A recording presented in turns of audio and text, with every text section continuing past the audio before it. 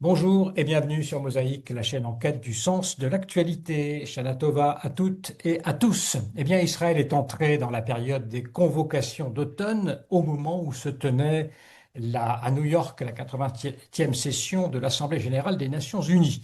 Pour évoquer ce moment qui est un moment charnière, on le pressent, pour le monde juif en tout cas et aussi sans doute pour l'ensemble de l'humanité, Israël se trouve en butte à l'hostilité des nations et nous allons en parler aujourd'hui avec Richard Prasquier. Bonjour Richard Prasquier.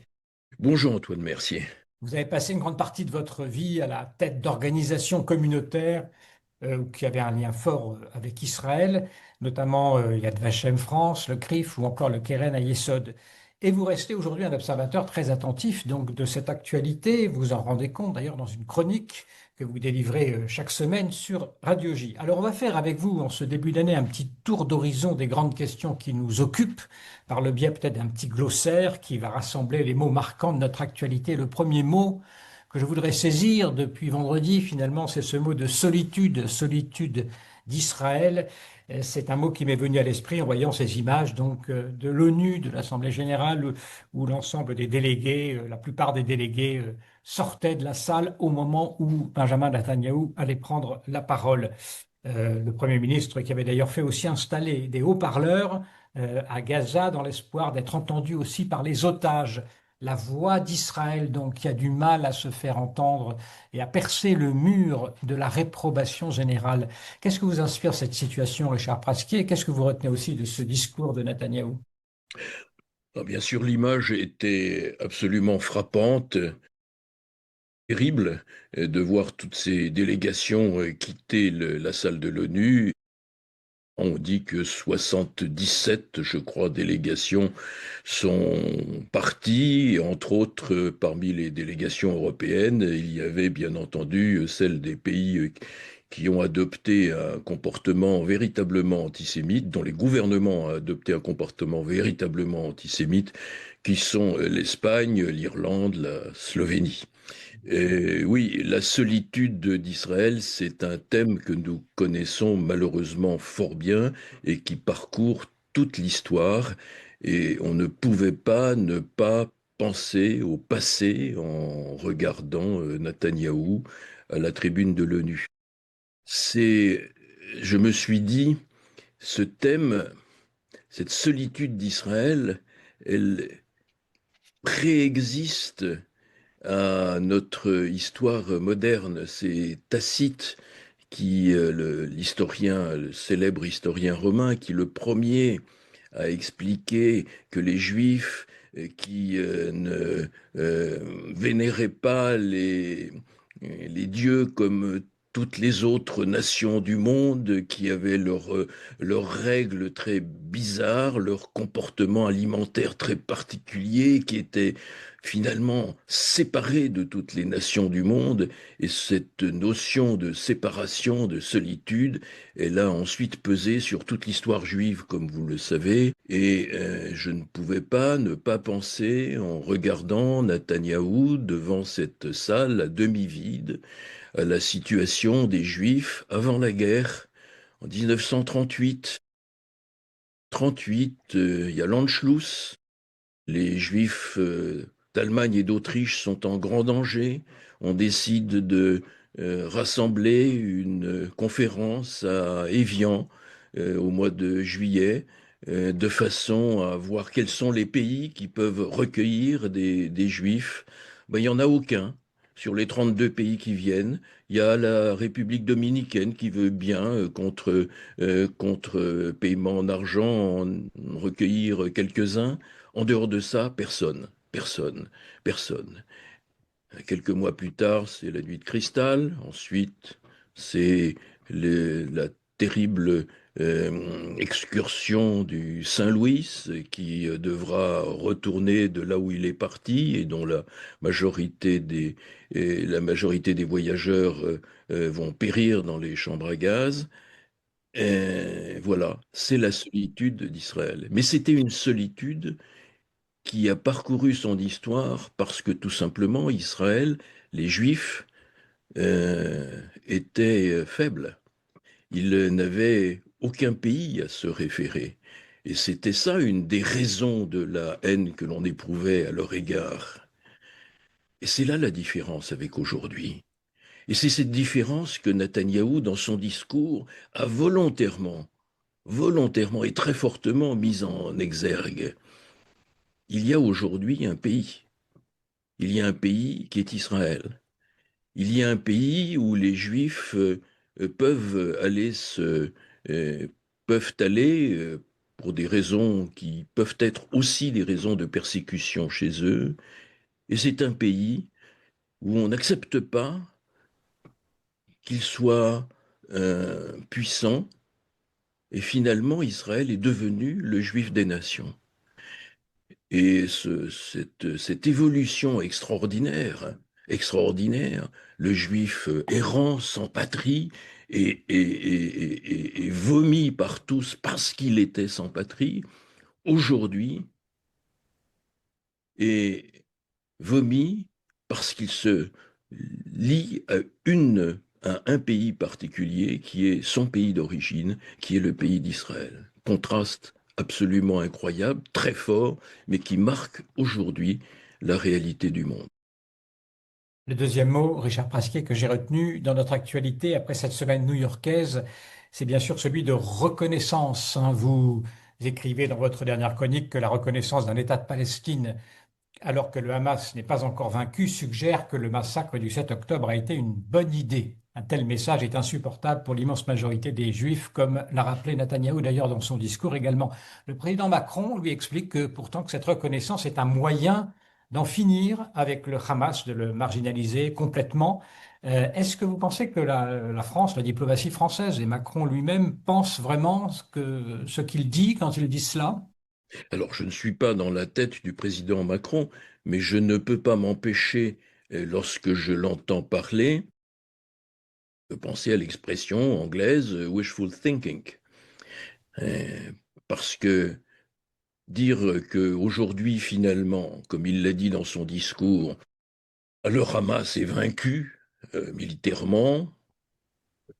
Ce qui est important maintenant, c'est de reconstruire une gouvernance à Gaza qu'on va confier à l'autorité palestinienne. C'est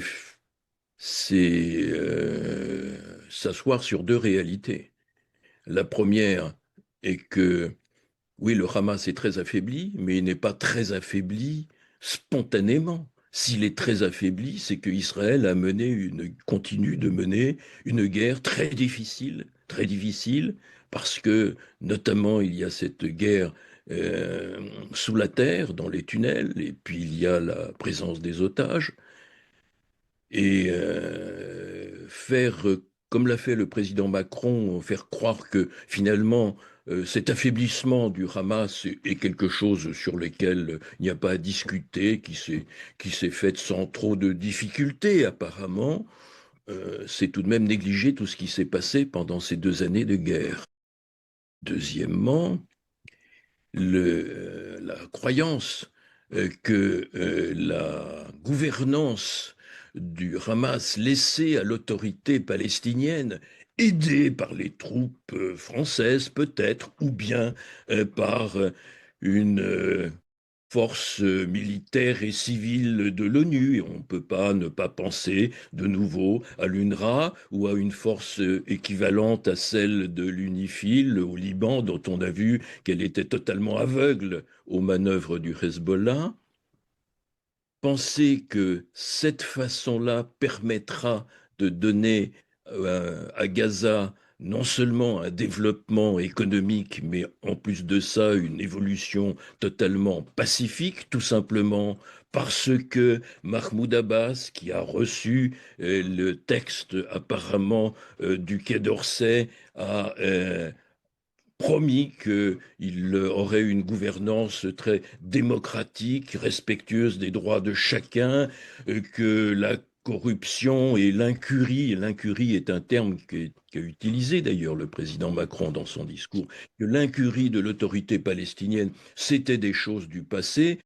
Abbas, on le sait, a fait des promesses continuellement dans le passé, il ne les a jamais tenues, et jamais plus qu'avec lui. On ne peut que se rappeler cette fameuse formule, les promesses n'engagent que ceux qui y croient. Malheureusement, Israël ne peut pas se contenter de croire à des promesses de Mahmoud Abbas. Alors justement, il y a quand même le... Bon, juste pour dire un mot, je sais bien que c'est en train de se jouer en ce moment à New York, à Washington. Il y a ce plan Trump qui est encore sur la table. Est-ce que ça ne revient pas un peu au même, même s'il y a davantage de garanties, c'est-à-dire de donner aux Palestiniens, et sous la supervision américaine, la possibilité de créer peut-être un État? Je ne connais pas les détails du plan de Trump, et la présence des Américains Ça change quelque chose. change complètement la donne, de toute façon.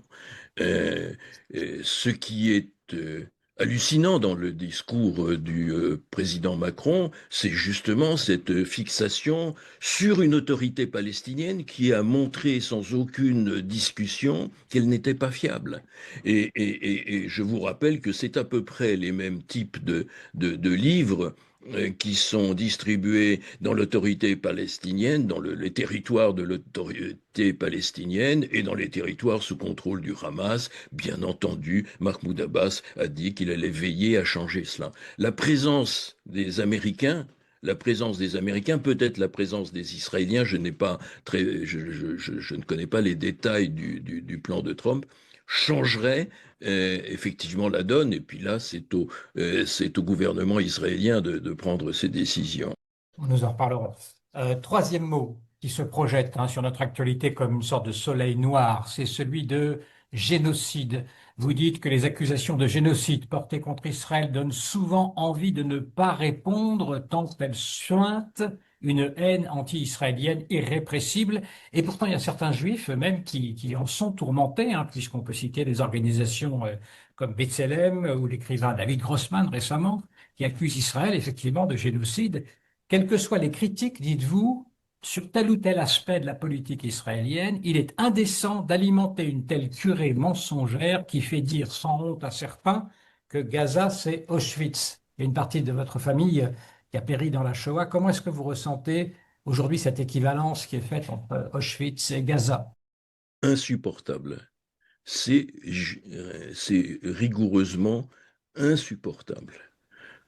J'ai eu l'occasion, devant des médecins qui avaient fait cette déclaration, Gaza, c'est Auschwitz, de leur expliquer ce qui était arrivé à ma famille.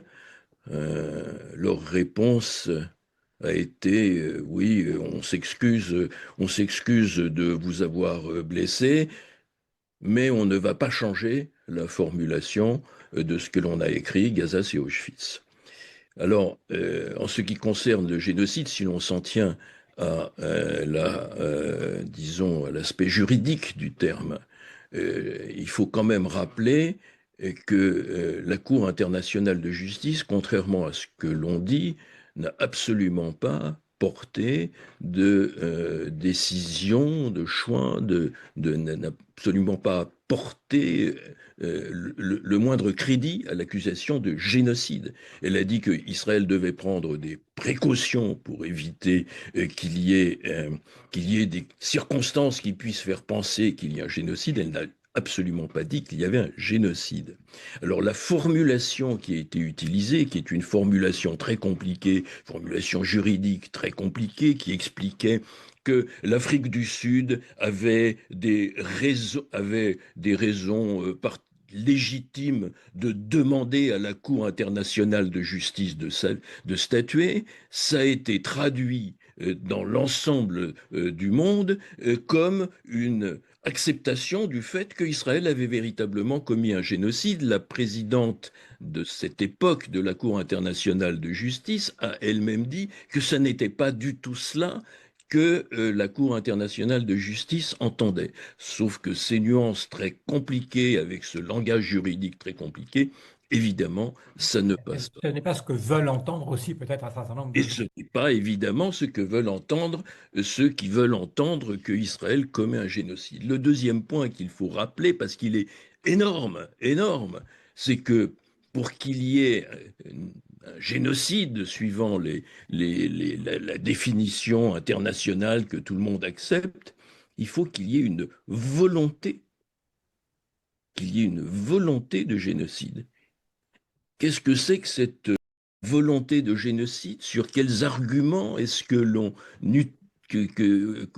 accuse Israël de cela?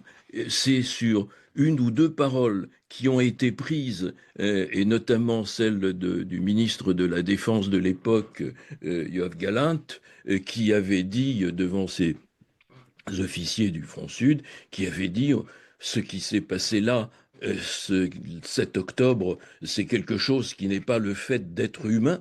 C'est que ceux qui ont fait ça se sont conduits comme des animaux. Il a utilisé une expression qui est couramment utilisée en Israël pour critiquer le comportement de quelqu'un, se conduit comme un animal. Et la conclusion en a été que, bien entendu, il considérait que les Palestiniens étaient des animaux et que dans ces cas-là, des animaux, on peut les supprimer, donc il y a volonté de génocide. Je veux dire que ce type d'argumentation, est tellement minable et tellement fou que l'on se dit que lorsqu'une juridiction ou lorsque des groupes, des médias l'acceptent, on est dans un monde véritablement parallèle. Donc, ce terme de génocide, il est insupportable, je crois. Alors, faut en revenir, pour ceux des Israéliens qui l'ont utilisé. Vous avez raison d'en faire part. Parmi eux, il y a David Grossman. Et parmi eux, alors il y a des organisations qui sont dans la mouvance Soros, si vous voulez, comme B'Tselem ou d'autres. Mais il y a également un historien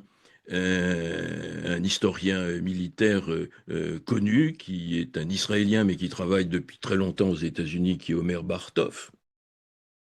Moi, je pense que l'une des raisons pour lesquelles ils se sont laissés aller à cette dérive, parce que c'est une dérive complète, c'est leur haine de Netanyahou et de son gouvernement. Et là, il y a quelque chose de profondément choquant, de transférer ses préférences politiques vers une accusation aussi monstrueuse que celle du génocide. Bartov, qui a travaillé sur le génocide, sur l'extermination des habitants d'une petite ville d'Ukraine, qui en a fait un livre, devrait être le dernier à confondre ce qui se passe aujourd'hui à Gaza et ce qui s'est passé pendant la Shoah. Voilà. Mais la haine a été plus forte que la précision historique. Alors, je passe au quatrième mot, hein, qui est un peu dérivé, un stade un peu en dessous, on va dire, c'est le mot de faillite, faillite morale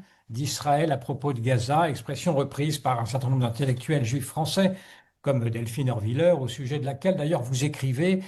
Delphine Orwiller s'était sentie obligée de se taire pour ne pas nuire à Israël, et je pense qu'elle aurait dû continuer à garder pour elle ses états d'âme. Pourquoi faudrait-il qu'elle les garde pour elle? Mais, premièrement, parce que ce qui se passe aujourd'hui à Gaza, c'est une guerre. C'est une guerre. La guerre, c'est quelque chose de terrible. La guerre, ce sont des morts qui ne sont pas uniquement des morts militaires, surtout lorsque la guerre a lieu dans une ville. Les spécialistes savent, ont déjà décrit le nombre de morts civiles qui ont lieu dans les combats pour les villes. L'un des derniers exemples dans l'histoire, c'est la prise de Mossoul par une coalition contre Daesh, coalition à laquelle appartenait la France, avec les États-Unis et d'autres.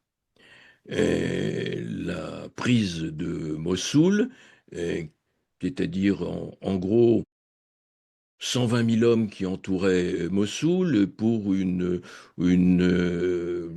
troupes de Daesh qui sont probablement entre 5 et 10 000 personnes. Ça a entraîné énormément de morts, on n'en connaît pas les chiffres, des morts dans la population civile. Cette population civile n'a pas eu la possibilité d'être alimentée de l'extérieur. On a tout bloqué. On a tout bloqué. La vieille ville de Mossoul, qui est une des villes les plus anciennes de l'humanité, a été entièrement détruite. La ville de Mossoul, c'est la ville de Ninive. Elle a été entièrement détruite. Personne, à ma connaissance, n'a n'a fait n'a réagi à cela, si ce n'est peut-être certaines ONG, mais il n'y a pas eu du tout cette poussée de critique qu'il y a eu sur ce qui se passe à Gaza.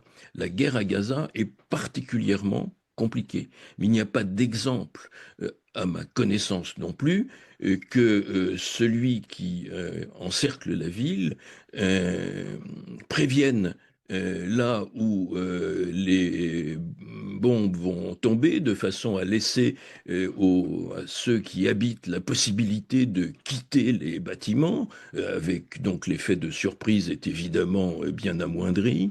Il n'y a pas d'exemple à ma connaissance, que autant d'efforts aient été faits pour faire euh, circuler les convois d'approvisionnement. Et lorsque Delphine Orwiller s'est exprimée, c'était une époque où effectivement Israël avait bloqué pendant quelques semaines l'arrivée de ces convois en estimant qu'il y avait suffisamment de réserves à l'intérieur de Gaza, ce qui est probablement une très grosse faute, effectivement, des Israéliens. Mais ensuite, la description qui a été faite de la famine à Gaza et à laquelle on ne pouvait pas ne pas être, ne pas réagir avec une intense émotion, cette description était pleine de mensonges. Et je voudrais que les spectateurs prennent connaissance des textes qui ont été écrits. Je pense souvent au texte qui a été euh, qui est sorti très récemment par le centre Begin Sadat, qui décrit les conditions réelles d'approvisionnement de la population de Gaza, et on s'aperçoit qu'il n'y avait pas de problème d'approvisionnement, qu'il y avait un problème de distribution, et cette distribution était difficile pour ceux avec un certain nombre de Gazaouis et qui en ont énormément souffert, tout simplement parce qu'elle était sous l'emprise du Hamas, et que le Hamas, la plupart des employés de l'UNRWA sont tout simplement des personnes qui travaillent avec le Hamas, pour le Hamas, et qui ont été proposées par le Hamas pour pouvoir travailler avec l'UNRWA. Et le Hamas, l'ONU elle-même l'a admis, a détourné plus de 80% des convois alimentaires. Donc à partir de ces notions qui n'ont pas été répercutées dans la presse pour des raisons idéologiques, il est concevable, compréhensible que beaucoup de juifs aient été, et moi-même d'ailleurs, aient été choqués et se sont demandé ce qui se passait. Alors on peut faire un certain nombre de critiques parfaitement justifiées, et je ne suis pas le dernier à les faire, sur certaines paroles qui ont été portées par certains ministres, on sait, les ministres d'extrême droite, etc. Ça, c'est quelque chose qui est tout à fait normal. Il peut y avoir des différences idéologiques, mais fondamentalement, Israël mène une guerre qui est une guerre extrêmement difficile, dans des conditions jamais vues jusque-là, et cette guerre, évidemment, elle entraîne des conséquences. Je pense qu'Israël essaye de réduire au maximum les conséquences dramatiques de cette guerre. Toute guerre ne signifie pas effectivement une faillite morale. Je voudrais qu'on vienne, Richard Pasquier, sur le fossé qui s'élargit quand même entre une partie de la diaspora juive et Israël. Je voudrais citer une récente tribune de l'écrivaine Annie Cohen-Solal, qui est parue récemment dans le journal Le Monde, qui me paraît assez symptomatique d'un vrai risque d'éclatement. Elle écrit ceci: Ne nous y trompons pas, pour le peuple juif, c'est un véritable schisme vers un véritable schisme qu'il faudra aller, car il est temps qu'éclatent au grand jour nos irrémédiables divergences. Certes, nous serons traités de traîtres, mais il faudra y aller. Le peuple juif est-il, selon vous, menacé d'un schisme entre cette partie de la diaspora qui rejette Israël et le reste de la population juive? Alors, c'est une question extrêmement complexe sur laquelle on ne peut que donner, personnellement, je ne vais vous donner que quelques pistes. D'abord, dans l'histoire, les risques de schisme ont été très, très, très courants dans l'histoire juive. Euh, les Karaïtes, Shabtai Tzvi, l'apparition du chassidisme, le sionisme, les mouvements les mouvements socialistes dans lesquels les Juifs ont joué un grand rôle, etc., etc. Dans Israël même, on le sait très bien, il y a toujours eu, dans un mouvement sioniste qui est un mouvement au départ non religieux, des conflits avec des ultra-orthodoxes qui étaient pour lesquels la constitution d'un État laïque ou plus ou moins laïque était quelque chose d'insupportable. Ces risques-là sont, il faut l'admettre, augmenté à l'heure actuelle parce que, d'une part, le conflit politique depuis quelques années et avant octobre 2023 a pris une allure extrêmement dure.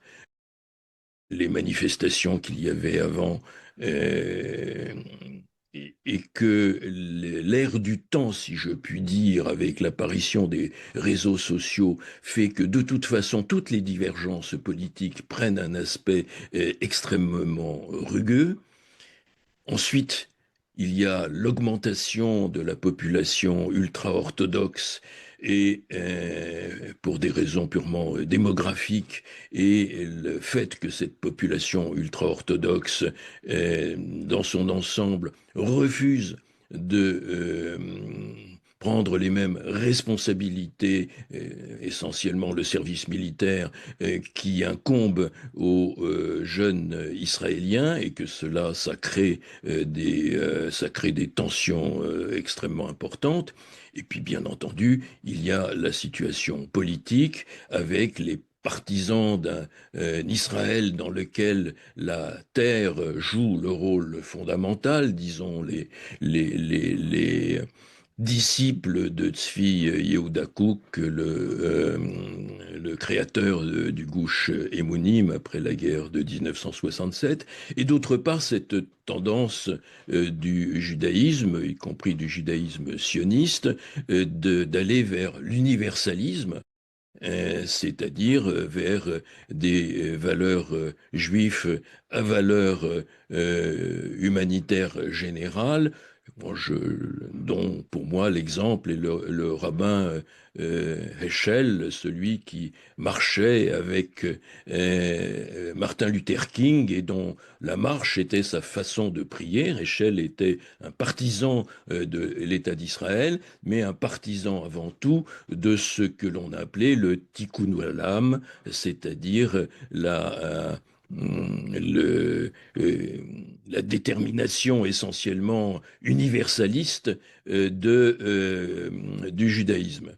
Il y a des tensions, il y a toujours eu des tensions, ces tensions sont particulièrement fortes, bien entendu, mais il ne faut pas oublier que ces tensions ont toujours existé et que l'immense majorité, je pense, l'immense majorité des Israéliens d'aujourd'hui se situe dans une région médiane, c'est-à-dire que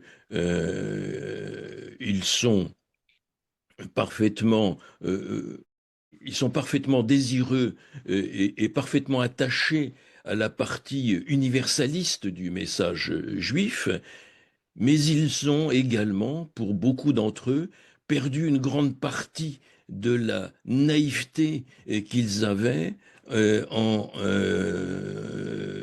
pensant qu'une fraternisation entre juifs et musulmans sur cette terre ne serait qu'une question de semaines, de mois ou peut-être de quelques années et qu'on allait y arriver facilement. Ils savent que ce n'est pas La le cas. courbe de Gauss entre Abraham Eshel et le fils de Rav Kook, finalement, pour voir qu'au centre, il y Voilà. a la majorité des Juifs et des Israéliens. Mais c'est un travail que les Israéliens, c'est un travail que les Israéliens, que les Juifs d'ailleurs, doivent mener, euh, c'est-à-dire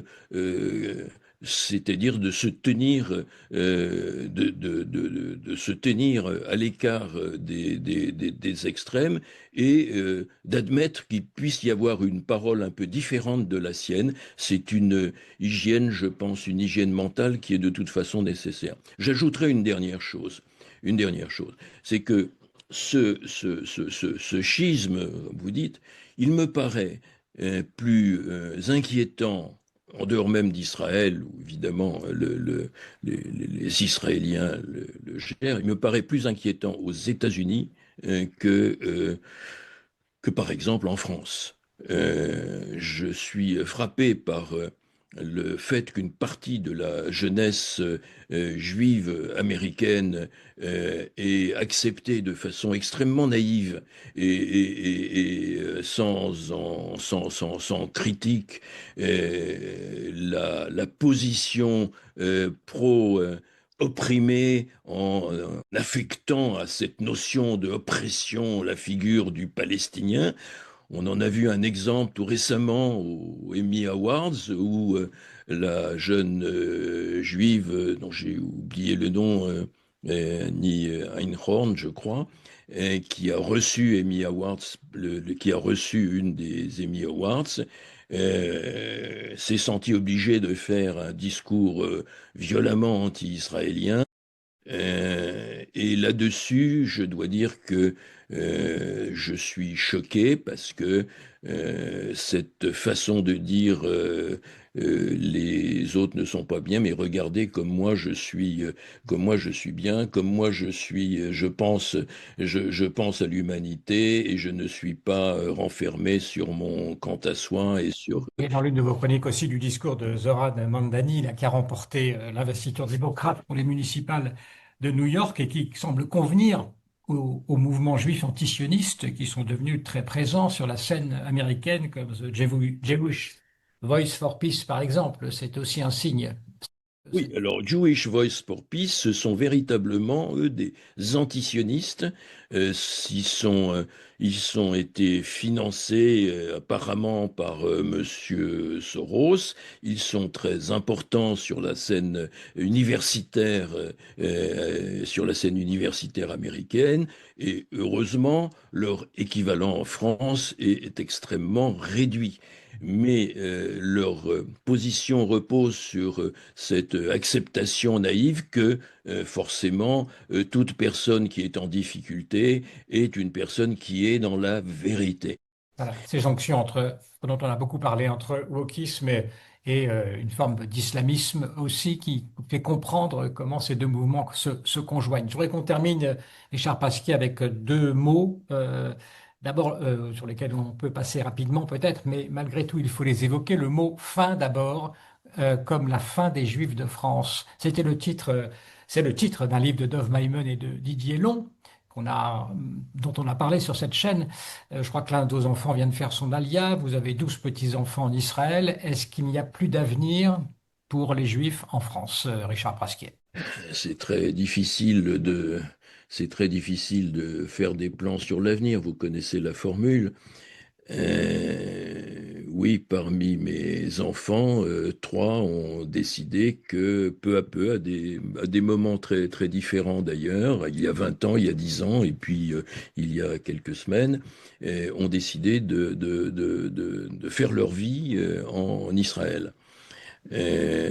C'est un choix que je reçois avec une certaine que j'accepte, que je reçois avec une certaine fierté, sur lequel je n'ai pas cherché à les influencer, et bien entendu. Euh, le, Je ne sais pas s'il y a un avenir sur les Juifs, chez les Juifs, pour les Juifs en France. Je serais extrêmement triste que les Juifs n'aient pas d'avenir en France, parce que il y a entre les Juifs et la France, il y a un long passé. La France a été le pays qui a émancipé le premier les Juifs, c'est-à-dire qui leur a donné tous les attributs de la citoyenneté. Il y a des histoires, des moments très sombres dans l'histoire des Juifs en France, sur lesquels on ne reviendra pas, mais il y a également ces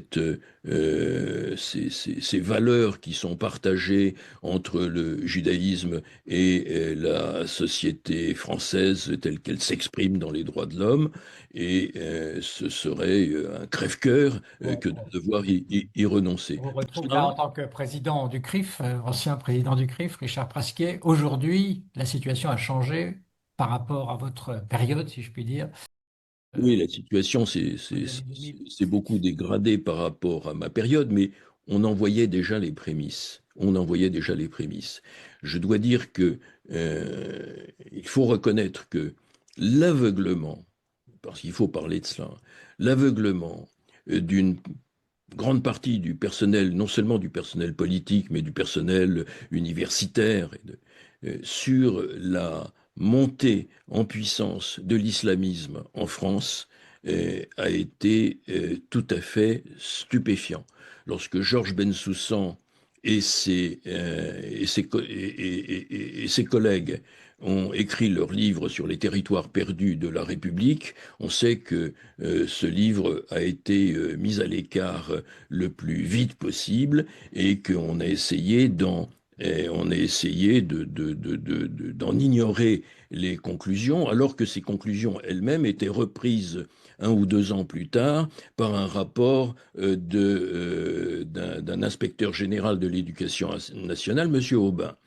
Et donc, déjà en 2003, on savait très bien les risques qu'il y avait de la montée de l'islamisme en France et de la difficulté pour l'éducation nationale d'y faire face. Évidemment, ces choses se sont aggravées. Je ne vous ferai pas la liste que chacun connaît des Juifs qui ont été assassinés en France. Je ne vous ferai pas je ne vous dirai pas le nombre d'actions antisémites qui ont lieu en France et qui ont flambé, non pas quand les Israéliens sont arrivés à Gaza et ont commencé la guerre de Gaza, mais qui ont flambé à partir du 8 octobre 2023, sans compter tous ces gens, à l'extrême gauche notamment, qui, d'après ce que nous dit Madame Nora Bussini dans son dernier livre, ont sablé le champagne en ayant écouté les événements du 7 octobre. C'est le 8 octobre que les manifestations anti-juives ont commencé en France, et que les actes ont commencé à augmenter à partir de ce jour-là. Les Israéliens, ce jour-là, n'étaient pas entrés à Gaza, n'avaient été simplement en train d'essayer de réagir après l'horreur du jour précédent. Et donc il y a là quelque chose de très très très très très fort, et quelque chose à quoi la société française doit réagir. Elle doit réagir non pas seulement pour les Juifs. Manuel Valls a dit dans le passé, et nous gardons cette phrase très précieusement, que sans les Juifs, la France n'est plus la France, mais elle doit régir pour la France, telle qu'elle est, avec ses valeurs anciennes, parce que les Juifs, on dit souvent que ce sont le canari dans la mine, c'est-à-dire ce sont les premiers, ils sont les premiers signaux de la dégradation de la situation, mais c'est bien ce qui se passe à l'heure actuelle, avec un parti d'extrême gauche qui fait de l'antisémitisme finalement un filon électoral, euh, antisémitisme de convenance qui est presque pire que l'antisémitisme de conviction. il a des motifs il a des motifs particulièrement bas. Comment la situation va-t-elle évoluer? Moi, je suis tout de même rassuré par le fait qu'aujourd'hui, lorsqu'on pose la question lorsqu'on fait des sondages, on s'aperçoit, par exemple, que 70% de la population rejette la déclaration du président Macron sur la reconnaissance de l'État de Palestine. Et inversement, je suis inquiet en voyant le gap générationnel qui est en train de se produire, avec, pour la première fois dans l'histoire, à ma connaissance, une population jeune, les 18 à 24 ans, disons, chez qui, pour une proportion euh, étonnamment forte d'entre eux, finalement, il est aujourd'hui normal d'agresser un juif en France, puisque un juif, c'est quelqu'un qui, a priori, est un soutien de l'État d'Israël. Là, il y a quelque chose de très inquiétant, effectivement. Terminer sur une note plus positive, mais rapidement, s'il vous plaît, Richard Pasquier, ce mot de résilience dont on a beaucoup parlé depuis le 7 octobre, hein, résilience de la société israélienne depuis 2 ans, Israël qui paraît malgré tout donc s'être renforcé dans cette période au point de se sentir davantage capable aujourd'hui d'affirmer une position avec netteté, sans se soucier trop du qu'en dira-t-on, et d'agir aussi selon ses valeurs propres. Est-ce que c'est un nouvel Israël qui est en train de prendre corps selon vous aujourd'hui? Non, je crois que c'est le même Israël, c'est le même Israël qui se lève lorsqu'il est en danger. Je vous rappelle, vous le savez, que ce sont des kibboutz d'extrême gauche qui ont été les victimes du 7 octobre. Je vous rappelle que parmi les gens qui se sont, les civils israéliens qui ont immédiatement réagi pour aller protéger et pour aller lutter contre les envahisseurs du Hamas, il y a eu des personnalités d'extrême gauche et il y a là il y a un socle commun à l'intérieur de la société israélienne et il y a également une réactivité extraordinaire de cette société qui effectivement, dès que cela a été possible, a continué d'avoir une vie aussi normale que possible, alors que la situation était profondément anormale. Et cette société israélienne qui a continué de fonctionner, qui a continué d'avoir une activité économique, qui a continué même de s'amuser, cette société israélienne qui a réagi, qui a pu frappé de façon extrêmement forte l'ennemi du Nord, le Hezbollah, et qui a même pu frapper, comme on l'a vu, l'ennemi le plus pernicieux d'Israël, c'est-à-dire l'Iran, qui est à l'origine de la plus grande partie des drames qui ont frappé nos sociétés depuis quelques années. Merci beaucoup. Merci Richard Pasquier de nous avoir permis en ce début d'année donc de faire un tour d'horizon hein, de ce qui nous préoccupe dans notre actualité et d'avoir comme ça sur chaque sujet donné cet éclairage avec le recul et avec l'expérience que vous avez pu acquérir autour de votre longue carrière. Merci encore et merci à tous pour votre attention. Merci. Merci beaucoup d'avoir écouté cette vidéo et pour suivre nos prochaines interviews, eh bien, vous pouvez vous abonner à Mosaïque. C'est très simple, il suffit de cliquer sur le bouton ci-dessous.